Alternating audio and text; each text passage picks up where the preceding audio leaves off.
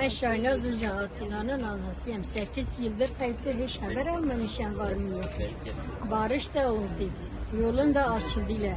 Siz daha gelmişsiniz. Gelin daha, gelin teslim olun. Evine gelin, devlete teslim olun. Nice hasta görürsen gelin teslim olun. Atilla benim sesimi görürsen gel. Yeter daha. Ben Ayten Koçan Ersin'in annesiyim. Bu 10 senedir oğlum gitmiş, bir haber alamıyorum. Oğlum neredesin, beni görürsünse, duyursunsa yavrum gel teslim ol. Bu fırsat daha sizin elinize geçmez yavrum. Barışı içeri vermişler. Size ceza yok, bir şey yok yavrum. Gelin teslim olun. Bu bizim amacımız değil yavrum. Bu İsrail'le Amerika'nın davasıdır. Gel. Gece gündüz biz telefonların önünde kalmışıq, televizyonların önünde kalmışıq yavrum. Gel teslim ol. Gelin neyin peşini beklirsiniz? Amacınız ne, derdiniz ne? Gelin teslim ol.